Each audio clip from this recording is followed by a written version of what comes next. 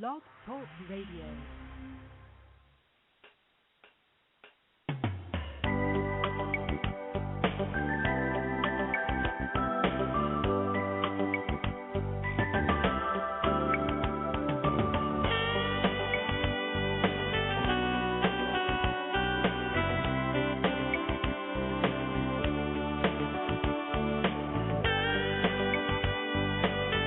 Hi everyone, and welcome to a very special edition of Franchise Interviews, where for over 4 years we've been asking the entrepreneurs who own one. I'm your host, Marty McDermott, and I'm the president of Franchise Interviews, and we have a great show today. We're meeting with Right at Home's Vice President of Franchise Development, Eric Little. And Right at Home, a privately held provider of in-home elder care and assistance, was founded in 1995 by Allen Hager, and we're going to be talking about that in segment 2 of Franchise Interviews. So stick around because we got a great show.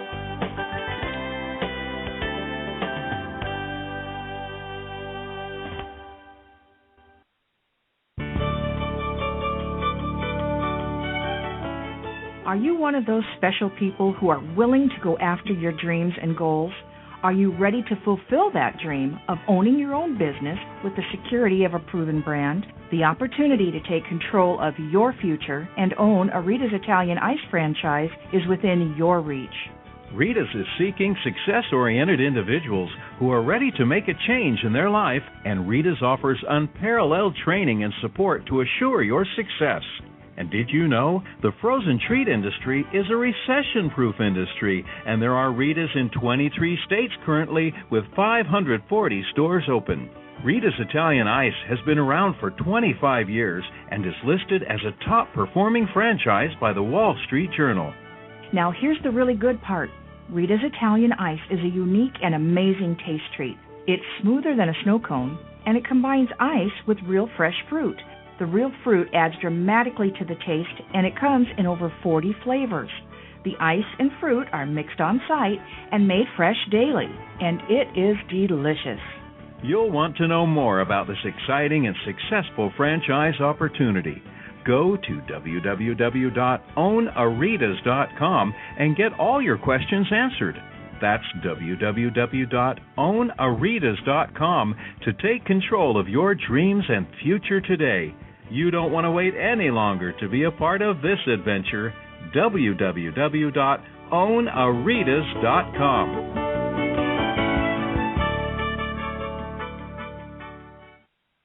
Franchisers, are you looking to reach aspiring entrepreneurs looking to buy a franchise?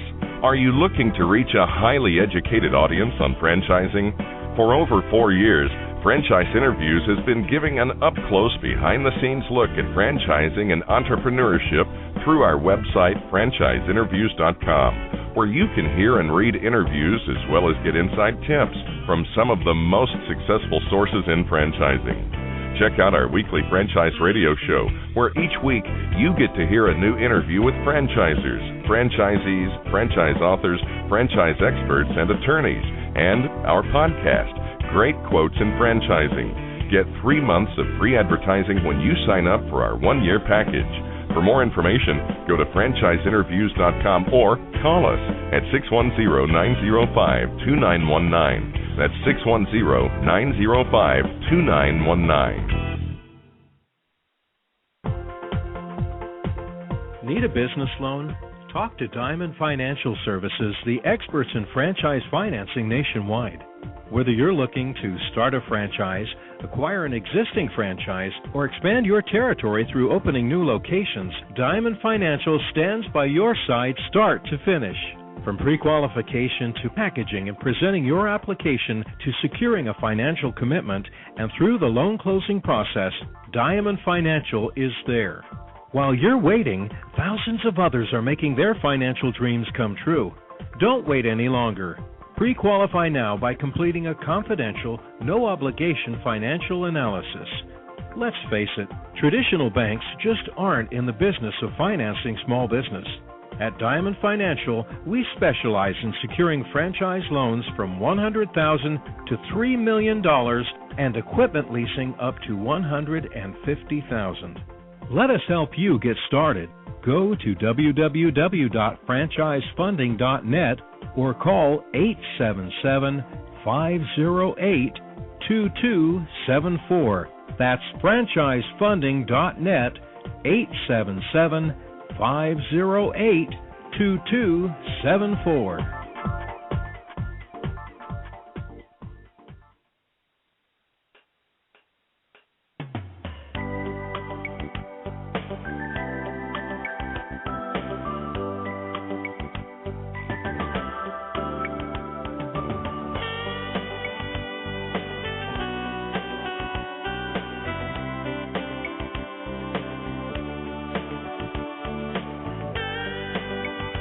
Hi, everyone, and welcome back to a very special edition of Franchise Interviews, where for over 4 years we've been asking the entrepreneurs one-on-one. I'm your host, Marty McDermott, and I'm the president of Franchise Interviews. And as we were saying earlier, we have a great show today. We're meeting with Right at Home's Vice President of Franchise Development, Eric Little. And Right at Home is a privately held provider of in-home elder care and assistance. They were founded in 1995 by Allen Hager, a hospital administrator who was concerned with patients needed additional assistance after their discharge from the hospital.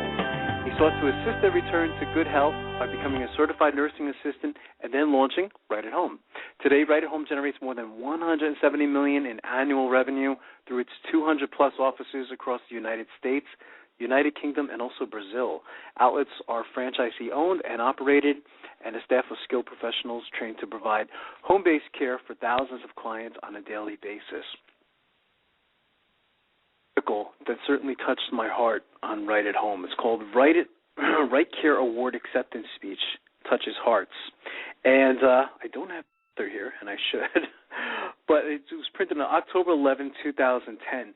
During the Right at Home annual meeting in Omaha, Nebraska last week, Greg Schaffner, the 2010 Right Care Award winner from Greater Southwest Minneapolis, Minnesota, gave a very touching acceptance speech.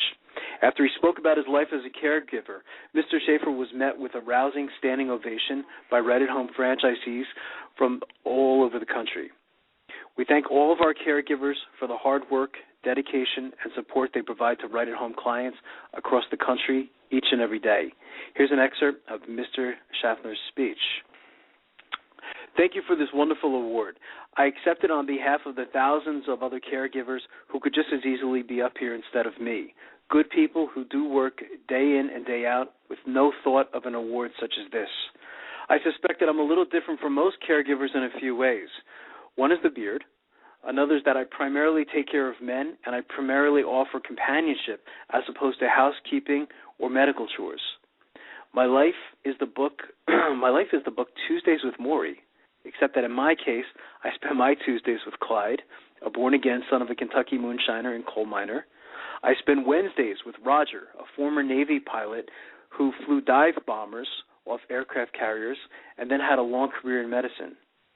I spend Thursdays building a wooden boat with Jim, who survived a major stroke that left him with a partially paralyzed body and looks like asthma.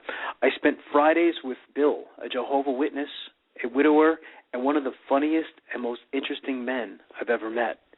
These wonderful men widen my world. They have experiences I don't have and opinions I don't always share. They have attitudes that inspire me, and together they have taken away some of the deepest fears I have: poverty, stroke, memory loss, and loneliness. This kind of rich opportunity doesn't happen without a structure, and I'm lucky beyond measure to be part of the Right at Home team assembled by Paul and Bob. I depend on them, and they depend on me. I'm especially grateful for two wonderful social workers on staff. The boundaries between caregivers and clients can be tricky. They aren't black and white. Often they will tell me, well, you might try this, and usually what they suggest works. In one case, I needed to report a situation of possible neglect to authorities. I didn't want to, but it was the right thing to do.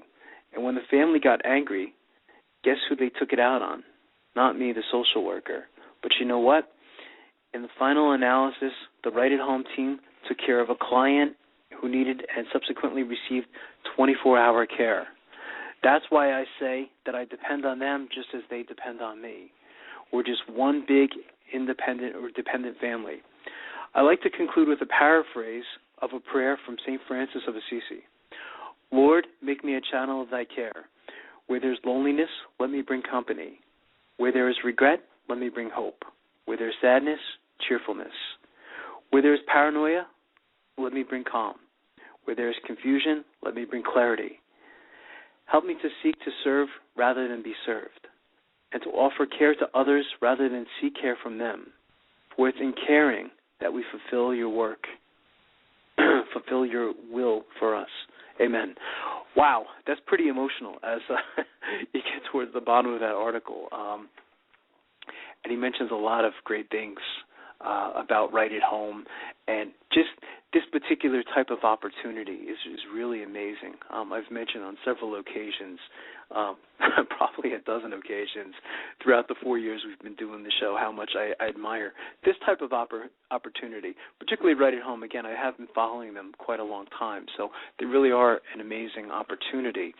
So we're going to be having Eric come up on segment 2. He'll be calling in about another 10 or 15 minutes. We have a great lineup for almost the rest of the year. I think we're almost booked for the rest of the year. But here's a couple previews that you might be interested in. So next week, find out how franchising changed Tom Scarda's life. Not knowing how to start up or operate a business, Tom chose to buy a franchise.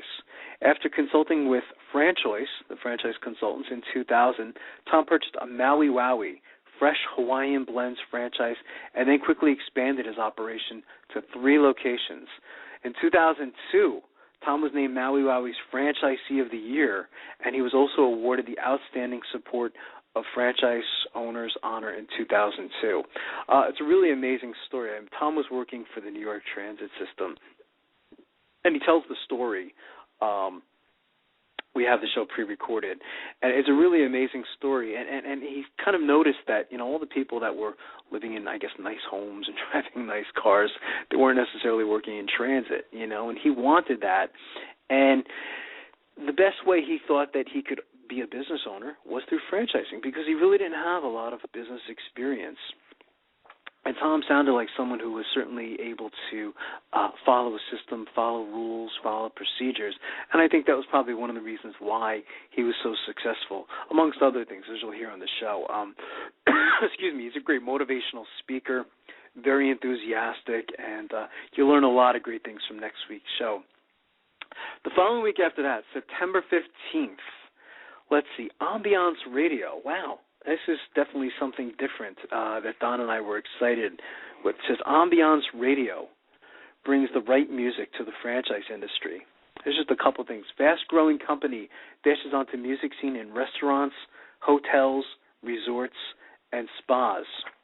It says combining science, technology, and hospitality industry knowledge, a fast-growing new company is tapping into the missing link for increasing customer satisfaction and increasing revenues in restaurants, hotels, resorts, and spas.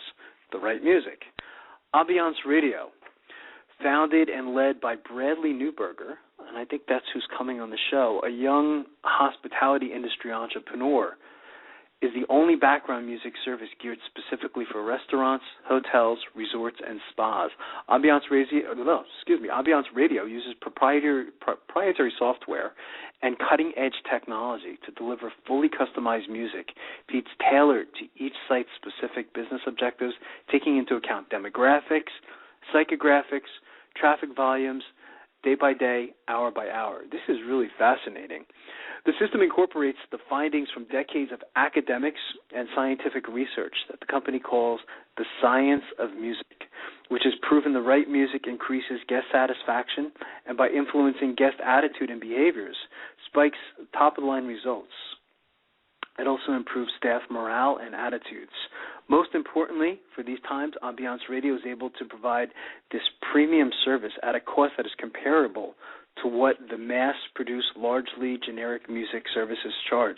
This is really fascinating. I mean, we've had franchise services or suppliers like this on the show before. Not a lot in the 250 shows that we've done, but every time we've done them, Don and I have always found these shows fascinating. Let's see what else it says. Quaker Steak and Lube says a motorsports-themed chain restaurant. Managers have been thrilled with the system and report positive guest comments after playing Ambiance Radio's background music in several of the restaurants. According to John Longstreet, president and CEO, more than a dozen restaurants in the 44-unit chain have signed on to use Ambiance Radio, and it's rapidly expanding throughout the system. Let's see what else. It goes on and on. I mean, so it sounds like a fantastic show. I think everyone's going to be interested in that one. And again, that's coming on September 15th, so that's 2 weeks from today. Let's see. A week after that, we're taking a little twist, and we're meeting with the Brain Balance franchise opportunity. I know Don knows a lot about these guys. It says, we are brain-based, not drug-based. We subscribe to a theory that the brain can be changed, something once thought impossible. That means your child's problems aren't permanent and the situation isn't hopeless. We recognize that many childhood disorders are actually manifestations of a single underlying condition called functional disconnection, an imbalance in the connections and function within the hemispheres, sides of your child's brain. This condition is responsible for a host of behavioral, academic, and also social difficulties. We measure and improve your child's brain and body function on numerous dimensions. To gain a full understanding of your child's difficulties, we first conduct a comprehensive assessment of all areas of the brain and body function. Then, by integrating physical and cognitive exercises with dietary change, we're able to correct the underlying imbalance, improve function, and eliminate negative behaviors. It's amazing. You know, when watching franchising, for like the last decade, there's been a lot of new industries that have come into existence or have used franchising.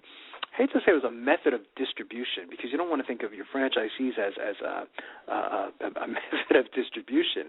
I mean, again, it is a relationship. And as we were talking about that article earlier with the gentleman from Right at Home, he mentioned the importance of having a strong relationship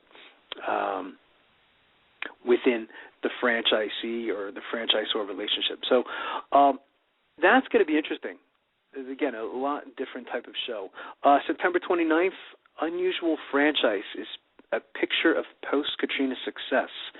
Here's a quick article by Jeanette Mulvey, Business Daily managing editor. It says, Kathy Diano and Renee Maloney, owners of a business called Painting with a Twist, has been friends for several years and were always coming up with new business ideas together. 6 years after Hurricane Katrina, they found great success with one that met a unique need in post-Katrina New Orleans, a place to kick back, relax, and have fun with friends. We talked about concepts ranging from architecture to science fairs, Diano said. But when they came upon the idea of owning a business that hosted painting parties where people come, learn how to paint, and have a glass of wine and enjoy each other's company, they knew they had a good one. So once again, wow, interesting concept. And it's one of the things that, of course, I love franchise interviews, being the president of the company, but we've had so many different opportunities on the show up to this point. It really is quite amazing on the diversity of the show. And the new concepts are always a lot of fun. Of course, the successful concepts are very important as well, your Subways and your McDonald's and things like that. But it is nice to have some new concepts on the show once in a while as well. So why don't we do this? Let's hear a quick clip. As everyone knows, we have a podcast called Great Quotes in Franchising, and a lot of times our guests will say something that really captures our attention, and kind of stands out. So it's kind of like highlights from the show. And on this particular clip, you're going to hear from Joe Matthews, and Joe Matthews is going to talk about something called cash, which is characteristics of successful franchise. Hi, everyone. This is Marty McDermott from Franchise Interviews, and welcome to another edition of Great Quotes in Franchising, where each podcast you get to hear a great quote in franchising. Don and I have been hosting Franchise Interviews now almost 5 years, and during that time we've had some incredible quotes on the show. Today you're going to get to hear from one of the authors of Street Smart Franchising, Joe Matthews, and this truly is a must-read before buying a franchise. And Joe's going to talk about the 4 key ingredients of the most successful franchisees, and he calls it the cash model of success. Listen to what he says. It's really quite fascinating.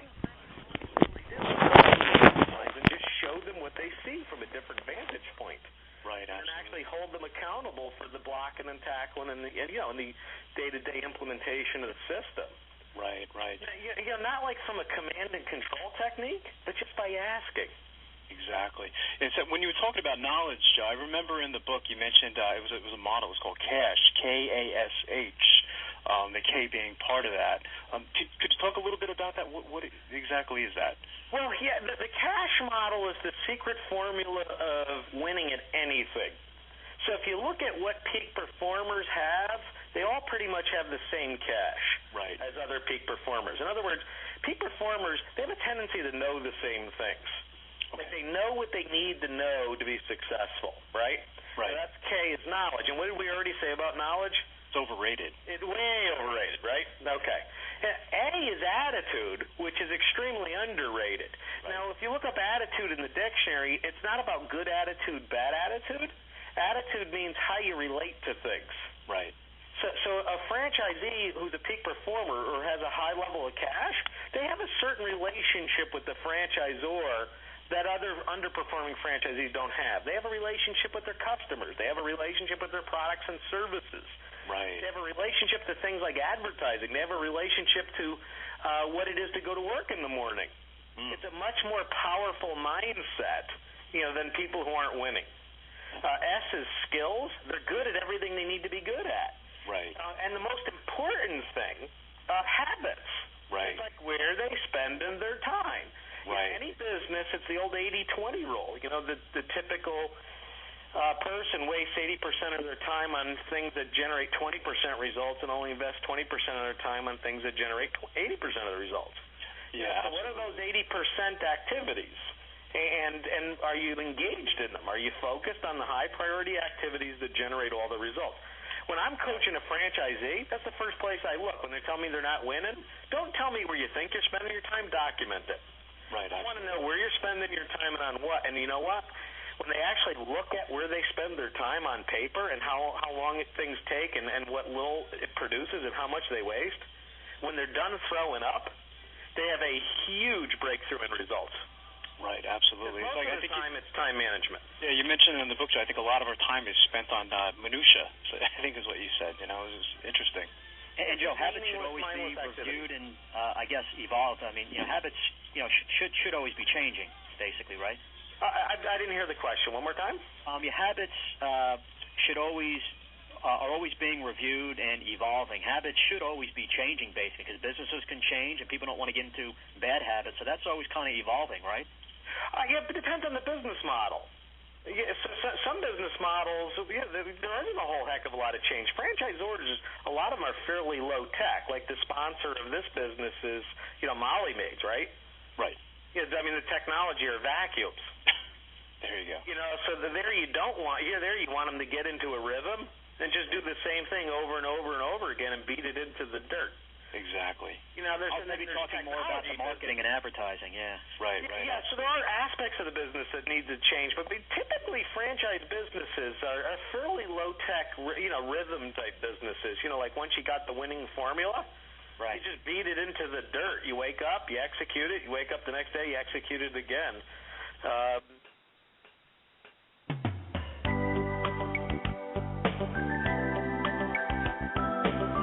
You can actually hear that whole interview with Joe Matthews by, of course, going to franchiseinterviews.com. And that was one of our earlier shows as well. I think that's probably like our 15th show done in 2007. And again, he's the author of Street Smart Franchising. Why don't we do this? I suspect our guest, Eric, is going to call in any minute. So let's take a quick break, and we'll be right back with more franchise interviews.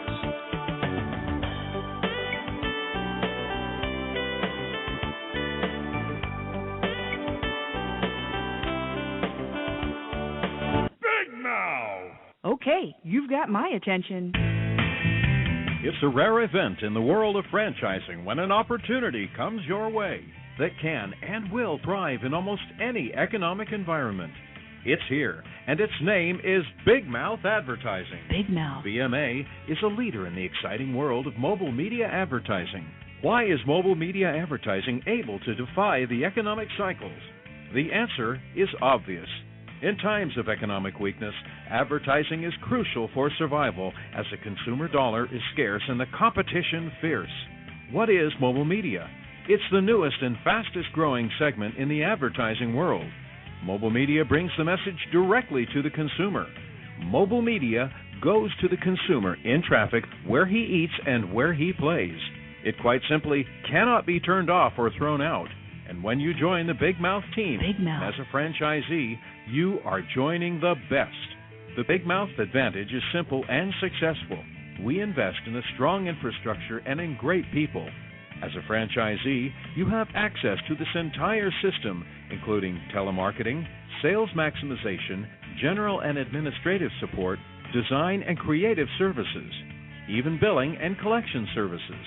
All you need is a mobile media vehicle, a driver, and the willingness to create a financially sound and limitless business for yourself. There are no long-term leases to sign, no expensive build-outs, no office personnel to hire. You will be part of the Big Mouth advertising community and share its entire website and reception services, as well as its complete back-office services. This virtual office guarantees you the freedom to close those sales that will make you a success. We are so proud of our successes that we have voluntarily disclosed our revenue statements. Now, how many other franchises are doing that? Even in these historically rough financial times, Big Mouth advertising has become a dominant force in the mobile media industry. Join the Big Mouth team and take the first step toward financial freedom. Please call Ron at 888-98-GO-BIG. That's 888-98-GO-BIG. Big Mouth!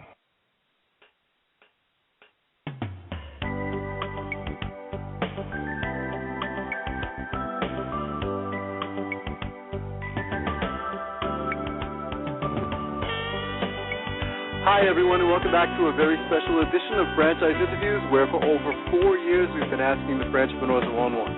I'm your host, Marty McDermott, and I'm the president of Franchise Interviews. And we have a great show today, meeting with Right at Home's Vice President of Franchise Development, Eric Little. And Right at Home is a privately held provider of in-home elder care and assistance, and they were founded in 1995. Today, Right at Home generates more than $170 million in annual revenue. Hey, Eric, how you doing today? Welcome to the show. Hey, glad to be here. Thanks for having me.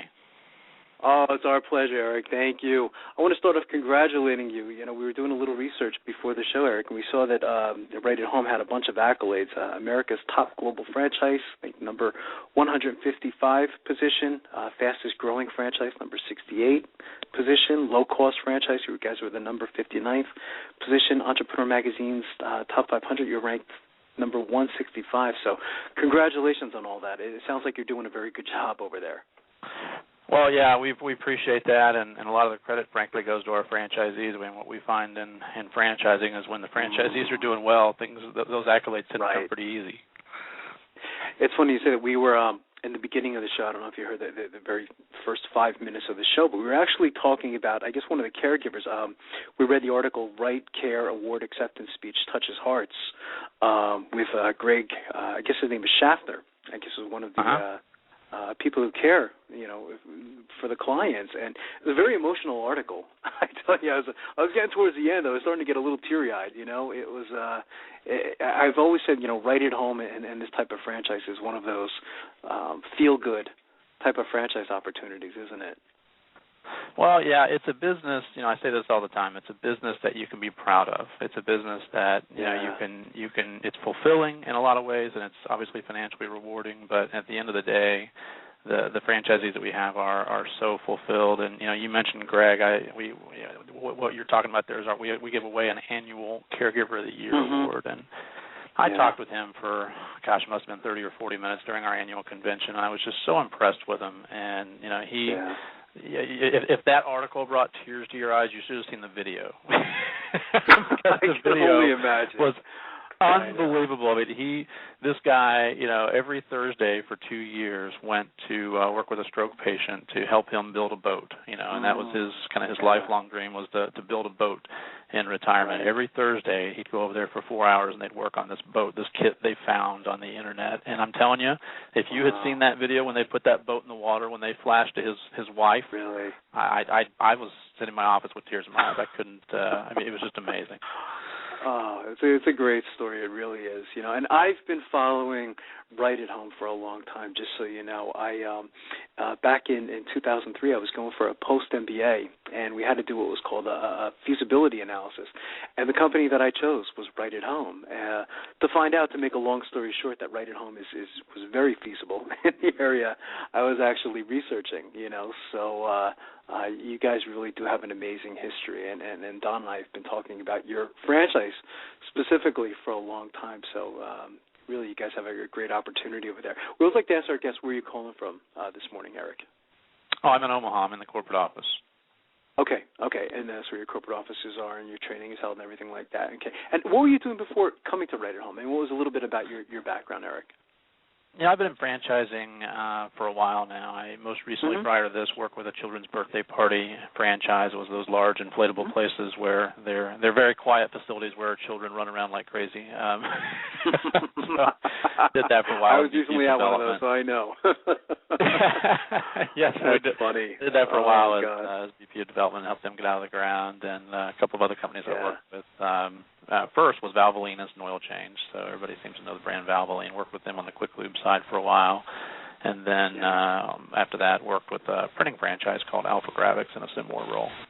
Sure, yeah, absolutely. I'm sure you've been able to take a lot of those experiences and apply it to Right at Home. What was it about Right at Home that kind of stood out? Why did you join those guys, Eric? That's a good question.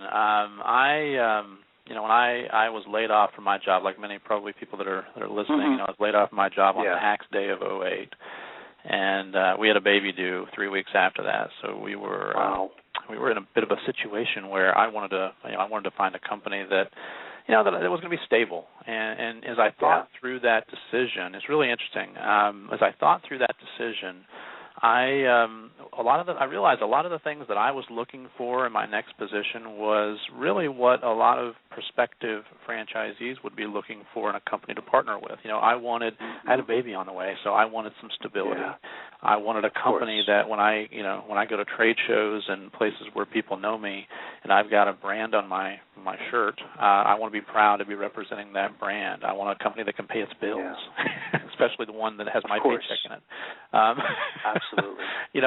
I think that at the end of the day, you just want a company that has a good cultural fit, and I actually interviewed with several companies as part of that job search, and it targeted the senior care industry because even in early 2008, I think we all knew we were in for a bit of a bumpy ride from an economic perspective. Right. So for Right at Home, it's just a good cultural fit. We've got good people here. They understand that franchisees come first. We only have one unit that we still own and operate. I mean, all the other ones, all the 210 or so that are out there now are franchised. So, the priorities are in order here, and it's nice to work with folks that genuinely want to see the franchisees do well. Yeah, it's been amazing, the growth, of Right at Home. Again, I've literally been following you guys, almost 10 years. In fact, you probably don't know this, but one of our very first interviews, our company started off as a newsletter before we even had a radio show, and one of those first interviews was with Allen Hager. So, and I think it's another reason why Right at Home has a soft spot with franchise interviews as well, is we feel like we've been following you guys for such a long time now. The company has an amazing history. Did you want to talk a little bit about the history? Yeah, I can talk about that. I mean, you brought up Allen. I'll start there. Allen is a big part of the reason that I joined Right at Home, and I think that those who know him best would say the same thing. Even the franchisees, even the especially the early ones, obviously that there were probably three people here when he first started franchising this thing. But having worked with a number of franchise companies now, one of the things that I've seen consistently in every place I've been is the founder's personality tends to permeate through the company and become the company's culture. And nowhere has it been more true than here. I mean, Allen Hager he's a smart guy, but he's one of those people that he's an easy guy to work for because I know what I'm supposed to do in every situation. If there's a choice and there's something that costs more money but it's the right thing to do, I know I'm supposed to do that one, and I know that Allen would do that too. So that's kind of the culture of the company. But Allen worked for a long time as a hospital administrator, and went and had his MBA at Tulane, and very, very smart guy. And what he started noticing when he was in hospital administration though was that people were there's the medical care that happens in the hospitals, but then when that care is finished, people are obviously discharged and discharged back home. Well, you get admitted to the hospital, you get discharged back home. Well, what he noticed was people weren't really necessarily ready to be independent at home yet. They were being sent home because the hospital was finished providing the services they were supposed to provide, but they may not necessarily be ready to be independent in their own homes. And so these folks sometimes were, just kind of left to fend for themselves. And then no fault on the part of the hospitals. I mean, it's not their job to make sure that the patients can, cook a nutritious meal or take their medication on time or be able to take a bath or whatever. And so he noticed that just time and time again, and really started thinking through it and started researching it. And then he did something you wouldn't think most high-ranking senior executives would do. He he rolled up his sleeves. He went and got a certified nursing assistant license, and he worked for several months, nights and weekends, as a caregiver. And I'll never forget this. My first week at Right at Home, I had a business trip with Allen. He put me to work right away. So we were in the car together on the way to the airport, and I said, Alan, tell me a little bit more about your experience as a caregiver. What did you learn? And he said, I thought I would go into that and I'd learn the nuts and bolts of the business. And he said, and I did. He said, but what I really learned, though, was when I got to work shoulder to shoulder with those other caregivers, and they didn't know who I was, and they didn't know that, I was a hospital administrator. They saw me just as a peer. He said, I got to learn about them in a way that I never would have learned had I been their boss or their manager or whatever. And so, bringing this kind of full circle a little bit, Marty, Greg Schaffner, the caregiver of the year that you mentioned earlier in the show, that award, that Caregiver of the Year award, came from that experience with Alan working as a caregiver. I mean, what he realized is, folks that work as caregivers, they, like most people, they need to be rewarded, they need to be respected, they need to be motivated, and these are folks that truly are angels on earth. And so a lot of what he learned in that several months as a caregiver, he put into place today. But kind of fast forward through the history a little bit. He started in '95 with the very first flagship Right at Home here in Nebraska, and then in 2000 ran it for 5 years, fine-tuned it, created all the systems and processes that you would expect, and then in 2000 franchised it. And so over the next 11 years, we've added, over the last 11 years, we've added about 210 franchises now. We have also taken the company international. We were the first U.S.-based home care franchise to go into China, which is obviously a big deal. We've been in other cultures. We've been in the UK. We've been in South America, but China was the biggest challenge we've had so far. And I'll tell you, one of the things about taking your company international, doesn't matter if it's China or wherever you're going, one of the things that really makes you do is it makes you go back through your entire business model and make sure that it works. And I'm not talking about the consumer model, the part where we serve customers. What I'm talking about is our own internal processes. One of the things that happens for us anyway in international franchising is we teach these companies internationally how to become us. So they go overseas in their area and they sell franchises and they support franchises and they become us. So it was a challenge. We had to go back through our entire model and make sure that we had all the checklists, all the procedures, all the documentation that we needed so that we could set these folks up for success. That's amazing. That's exciting. I mean, China is a pretty big market, So well, that's incredible. If you think about it, they're going to be bigger than we are. Wow. I mean, that's incredible. I didn't realize that you guys were also now in China. I knew you were in the UK and I knew you were in Brazil, but that's really fascinating. It's interesting, Eric, in following Right at Home over the years, we've had, up to this point, the 4 years we've been doing the show, and again, we did invite you guys first because we had you in our newsletter, but since then on our show, we've had about 6 senior care franchise opportunities. What I've been amazed is the number of senior care franchise opportunities that have popped up over the last decade. And I guess the question always goes back to, you guys, is how do you describe the Right at Home franchise system, particularly when you're comparing it to all these other companies? It seems like a lot of them have like little twists and turns that make them a little different. But what do you guys say? No, that's a good question. That's the question all day long, as you said. That's the question all day long that the folks in my department answer. There are almost 40 franchises now in this space, but surprisingly, the lion's share of the businesses out there, it's still a very fragmented industry, and most of the senior care businesses are independents. There's only between, I'd say, between 3,000 and 5,000, and probably in that 4,000 range is the number of private duty franchised home care companies, but there are between 11,000 and 13,000 independents. So by and large, the competition in this business is likely in each of the individual areas around the country going to be a strong independent. But that's the question of how we're different. We get that all the time. The thing that we do very well at Right at Home, we do more than I've seen anybody else do to drive business to our franchisees. One of the things that I think folks should look at, they always want to know. They want to know what's that one thing, Eric, that sets you apart? Right. And they want an easy answer to that question. But the reality of it is, it's not an easy answer. And I'll give you an example. We years ago we had, and we still do, have a technology called telephony. And telephony is a system that allows the caregiver to go into the client's home, dial an 800 number, type in their code, and that clocks them in. And then they do the same thing when they leave, and that clocks them out. Well, if that doesn't happen, our franchise owners or the staffing coordinator or whoever they've set it up to be notified, they get a notification via text or email or however they want to set it up that says, hey, you know what, the caregiver's not where they're supposed to be, or they clocked in earlier, they clocked out late, or whatever it is. So that was a competitive advantage for us. We were the first company to roll that out on a big nationwide basis. Well, guess what? It was a good idea.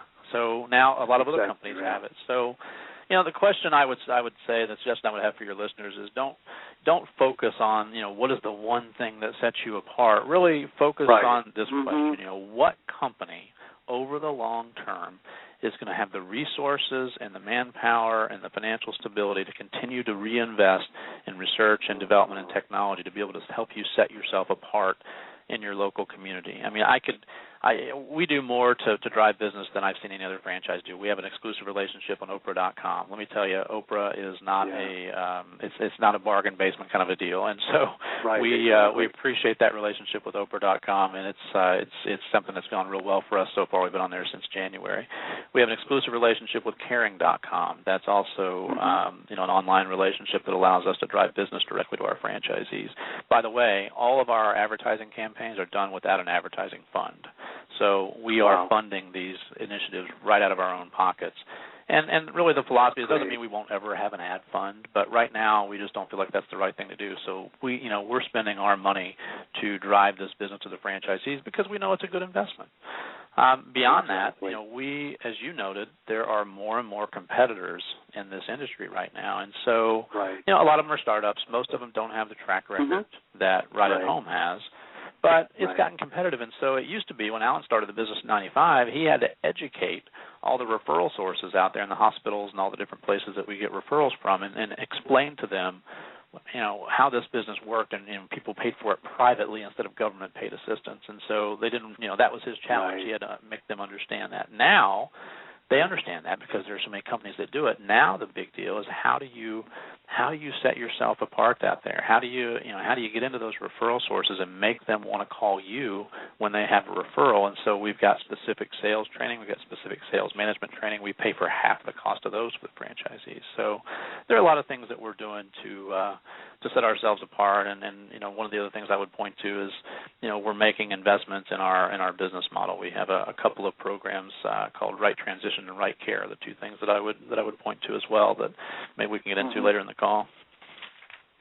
Yeah, so it sounds like technology has played a role with Right at Home, certainly over the years, starting with telephony, and it sounds like there's some other things that you guys got going with technology as well. Yeah. If you want to talk a little bit about that as well, Eric, that would be great.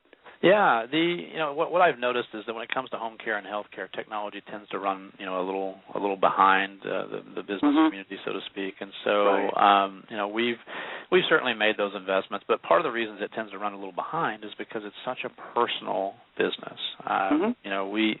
We're taking care of people's parents and their grandparents. It's a very, very personal business. So the thing about this business that I love is that technology is really never going to take the place. There's no technology that's going to take care of mom.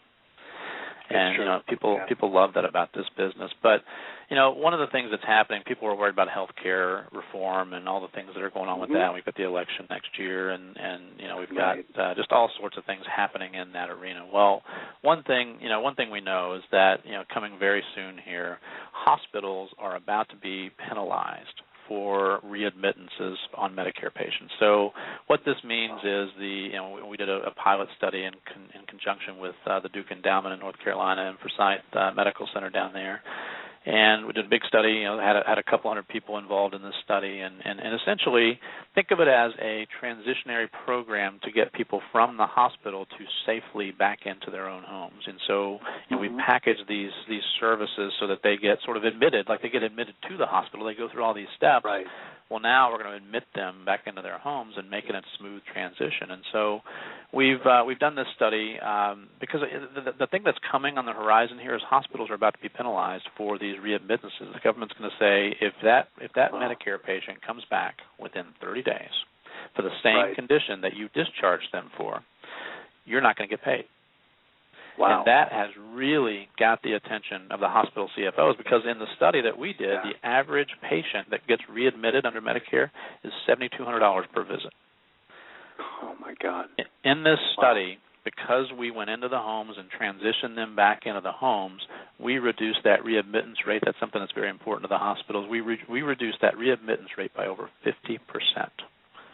Wow. So just think about the number of patients each year that go through a hospital that get discharged and on Medicare, and they come, if half of them come back, at $7,200 a pop, that's a big number. Right. And so the reason that this program is so important, first of all, it's necessary, right? People need it. It's something that's not a luxury. This service obviously is fulfilling a need. Even as we get into right transitions, this is addressing a need. People are going back home and they're getting readmitted for oftentimes things that could be prevented had they just been properly cared for in the home. But more importantly than that even is the ability to differentiate right at home. And what I mean by that is now our franchisees have a program. I don't know of any other franchise company that's doing this at this point. Again, it's a good idea, so it probably will be copied. But we are able to put our franchisees in a position of strength because they're able to go and talk to somebody else in those hospitals that they normally wouldn't talk to. They get to go to the CFO and say, hey, look, I've got a program that's going to save you money. And those hospital CFOs, you better believe they're worried about health care reform. So those are some of the things. We looked at that and said there's a real opportunity here. We can help people, and that's certainly the goal. And we've been able to perform on that so far with this program. But we're also able to put our franchisees in a position of strength to be able to set themselves apart in their local communities. That's great. It's so important. So what do you look for in your franchisees, Eric, as far as characteristics go? Yeah. There are three basic characteristics that we look for, and these I don't think will be in any way earth-shattering. But number one is we want people that are going to be system followers, as most franchises would tell you. They want folks that are going to follow the book, so to speak. And that's not to say we don't get suggestions from franchisees that we use. In fact, all of the stuff that we've done over the years, all of the improvements we've made have really come as a direct result of franchisee input. McDonald's is a great example. Breakfast didn't exist at McDonald's until a franchisee said, hey, why don't we have breakfast here?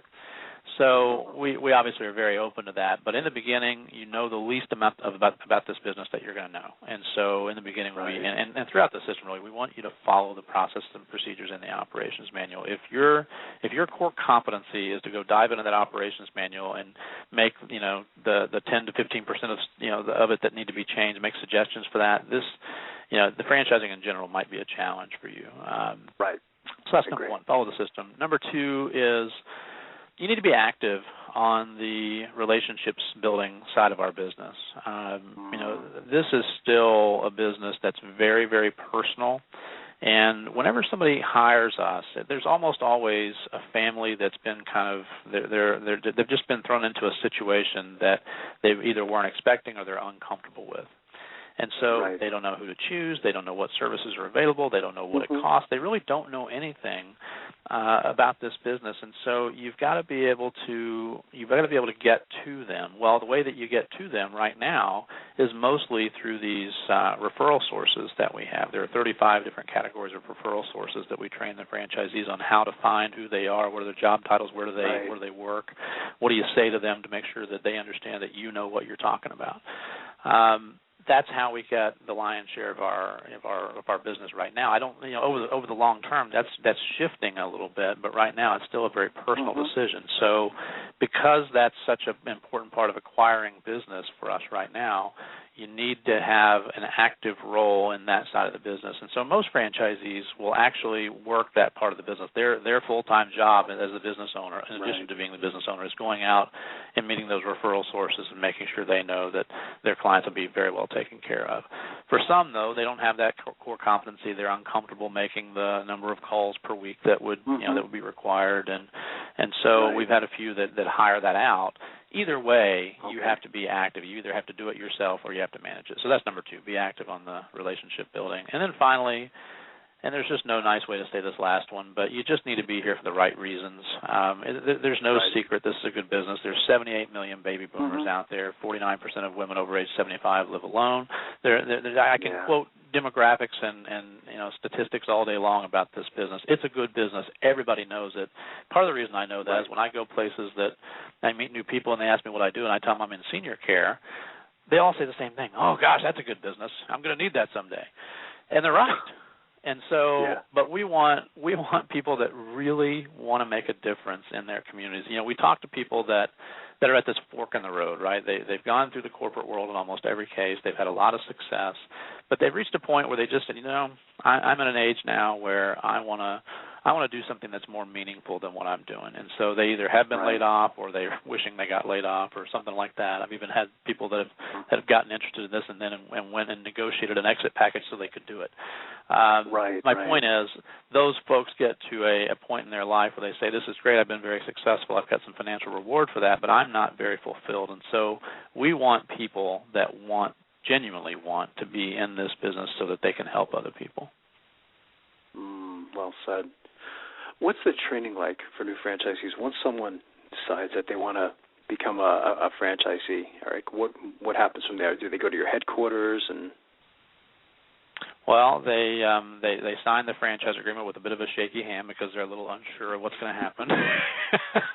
But once they get beyond the fear, they we've done this several hundred times now, obviously, so we've gotten very good at letting people know it's going to be okay. We've done this before. Just follow the system and it'll be fine. So first thing we'll do is we'll get them started on what we call the Right Start checklist. And so the Right Start program is a support program that's designed. We've had this for years and years now. It's worked very well. It's designed to get franchisees from the day they sign to 12 to 18 months in business and to get them to profitability as soon as they possibly can. And so you'll have a Right Start manager assigned to you from the day you sign until you sort of graduate out of this program based on your own performance. So they've got about a 110-point checklist at this point of things that have to be done. Some of it we do, some of it the franchisee does. But you'll work through that process to get up and running. Part of that will include our 2-week owners training class, and that's actually one of the differentiators for us. We I don't know of any other companies that have a full 2-week owners training program, and part of the reason ours is so long is we've got the weeks divided up. We have 1 week entirely dedicated to sales, marketing, and relationship building because most people haven't really, they're not professional salespeople, they're not professional sales managers, and they haven't done this before. So we allocate a whole week to that, including very uncomfortable role-playing in front of a video camera. But our philosophy is that if you do that in front of the camera, in front of your peers, we can correct any behaviors that we need to correct, and you won't have to risk it out in the community. So it's very uncomfortable in the beginning of the week, and by the end of the week, everybody is just, they want more. So that's the first week. The second week is nuts and bolts. So how do you do payroll? How do you hire? How do you fire? All the processes, procedures for staffing, and all those kinds of things. And that week is there, frankly, because most of our franchisees have never owned a business before. So we've really set the class up assuming that you don't have tons of sales experience and that you have never owned a business before. So you go through that 2 weeks of training, and I promise you will never remember everything we tell you in that 2 weeks. Our goal really is to get the end of that 2 weeks and have you know where to go for the answer. And a lot of times, that first 12 to 18 months, you're just going to go to your Right Start manager because we want to streamline the communication to you in the first couple of years. That doesn't mean you can't talk to anybody else in the building. You certainly can. We just want to make it easy for the franchisees. So we've got Right Start managers that are assigned to each franchisee when they come in, so that they have any question and they don't know who to call. They can call William or Susie or anybody else that's assigned to them and get those answers. So it normally takes about, from the day they sign until the day they open, about 90 days to get that office open. Interesting. So you've been doing this a long time, Eric. You've been involved in franchising a long time. The majority of our listeners, we call them aspiring franchipreneurs. They have their mind set up that they want to buy a franchise. What advice would you give to them in their quest for buying a franchise? Oh, that's a good question. I think the first piece of advice I would give them is to really take a close look at themselves and maybe even talk to their spouse, because sometimes the perception that we have of ourselves differs from what is reality, and the spouse tends to know what the reality is. And so, true. That's well said, be very introspective. Talk to your friends, talk to your family members, talk to the ones who really would be willing to share with you in an honest way the things that you're good at and the things that you do well. And if you've been in the corporate world a while and you've been on the job hunt, so to speak, you've written your resume, you know the types of things that you're good at. But really dig deep and figure that out. As an example, if you're a software engineer, and I'm going to stereotype here a little bit because not all software engineers are this way. We've got some that are very successful franchisees, but if you're a software engineer and you really would prefer to work with computers than people, I promise you this is not going to be a good business for you. So you have to like people to be in this business. Right. So I think you have to kind of go through that self-analysis. What types of things do you want to do? What are you good at? I think that's sort of the self-assessment. Then beyond that, as you look to one other part of the self-assessment I'll say too, make sure that you don't have any other big life events that are going to happen here that are going to impact the business. If you're having your first baby, you just got to. It doesn't mean you can't open a business at the same time. You just need to anticipate how your life is going to change as part of that. So make sure that you're obviously very, very aware and discussing with your spouse all the different family changes or different circumstance changes that are going to be happening personally. And then, beyond that, when you move your research over to the different franchises that you're looking at, make sure that you look at a wide variety of them, even ones that may take you outside your comfort zone. At the end of the day, your business is going to need customers, and it's going to need probably employees, and it's going to need certain resources to do well. And don't get so caught up in what the actual service is. Most people, I think there are a lot of people that take their hobby, the thing they like to do. If you like to refinish cars, or you like to work with wood or whatever it is, they try to take a hobby and make it a business, and what happens is you took something you loved and now you made it work. Right. And exactly. Before long, you don't love it as much as you used to. So I would say, just open your eyes to the opportunities that are out there. Sometimes some of the most some of the least sexy businesses, so to speak, can be some of the best ones, because those are the ones where you have the opportunity to make the most money. So I would say do that. And then as far as the research on the franchisor, I couldn't possibly answer this question without saying this. Make sure that you call the franchisees of the system that you're thinking about joining. All the systems you're looking at, make sure you call an acceptable number of people within that system, and don't necessarily just call the ones that the franchisor suggests that you call. Make sure you call some at random as well, because obviously the franchisor is going to give you the list of folks they want you to talk to, but you need to get that random sample, and you really need to ask them good solid questions to see if you think you might be, to see if you really could be good at this business. Well said. This is great advice. So what is Right at Home's plans for the future? I mean, as far as like maybe 5 years down the road, Eric? Yeah, good question. We've been working under a strategic plan for a number of years now. We're continuing to execute on that plan. There really are three things that we're focused on right now. Top of the list is differentiation. As we talked about earlier, it's a very fragmented industry. Nobody has a dominant brand in this space yet. And so we're working very, very hard on differentiation. So as you look at the next 5 years, 10 years, you're going to see us really do some things to help us differentiate ourselves and help our franchisees continue to differentiate themselves in their local markets. Number two is we call it scalability, but you've noted early in the call that we've had a lot of growth in the last few years, and so we want to make sure we've had top-notch support all the way through. I mean, you can look at the performance of our franchisees and really see that the systems are working, the support is working, we're finding the right people to be franchisees. But we need, as we continue to scale this business up, we find more and more franchisees, we have bigger and bigger offices out there. We're going to need to make sure that we scale the infrastructure of our corporate office and the staff here to meet that growth. So we're working on scalability, which also includes documentation of everything that we do. And so those are the two big ones. The third one really relates to what I do, and it also relates to our franchisees, and that's growth. We need to continue growing as a company in order to get more market share. I mean, there's 78 million baby boomers that are moving through these retirement years. They just started turning 65 this year. So we need to grow, and that means growth in the number of franchisees, but it also, and more importantly, it means growth in the average sales per office of each one of our franchisees. We want to make sure that we continue to have the industry-leading revenues that we do for our franchisees. So those are the three things that I would say are on the horizon for us as far as our strategic plan. I think you'll see us, we're working toward a 500-unit in the U.S. franchise. We will bring on probably 2 to 3 countries each year for the next few years anyway. We want to scale that at an appropriate pace, and we feel like we can do that. So really the overall plan, if I summarize it, is just to grow around the globe in the markets that it makes sense. That's fantastic. What's the best way for our listeners to get more information on becoming a franchisee, Eric? Any websites they should go to, any numbers they should call? Absolutely, yeah, a couple of those. So the easiest one is rightathomefranchise.com, rightathomefranchise.com. Or you can always call us at our toll-free number, and that number is 877-697-7537.